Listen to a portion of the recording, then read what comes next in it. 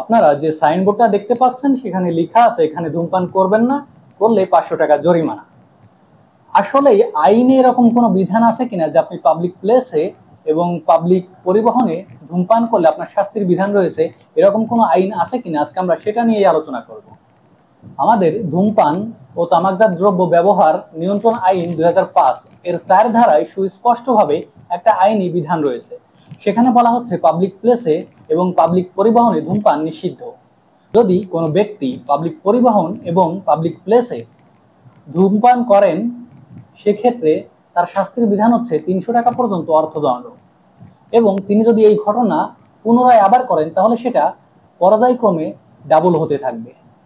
আমরা আমাদের সমাজে একটা বিষয় খেয়াল করে থাকি, সেটা হচ্ছে আমাদের যারা মুরব্বী আছেন, বাবা, চাচা, নানা, দাদা, খালু, বড় ভাই, তারা কি করেন, বাড়িতে যে ছোট বাচ্চারা থাকে তাদেরকে দিয়ে অনেক সময় বিড়ি বা সিগারেট দোকানে আনতে পাঠান। এর ফলে কি হয়, ওই ছেলেটা বা ওই শিশুটা যখন দোকান থেকে বিড়ি বা সিগারেট আনতে যায় তখন সে ওই জিনিসটার প্রতি আকর্ষিত হয় যে আসলে এখানে কি আছে, এটা খাইতে কেমন। তো এই যে একটা আকর্ষণ সৃষ্টি, এর পরে সে কিন্তু একসময় দেখা যায় একটা দুইটা টান দিয়ে দেয় এবং পরবর্তীতে সে এই যে বিড়ি বা সিগারেটের প্রতি আসক্ত হয়ে যায়। তো আমার পরামর্শ হচ্ছে আমাদের যারা মুরব্বী আছেন তারা এই কাজটি ভুলেও করবেন না, এই কাজ থেকে বিরত থাকেন।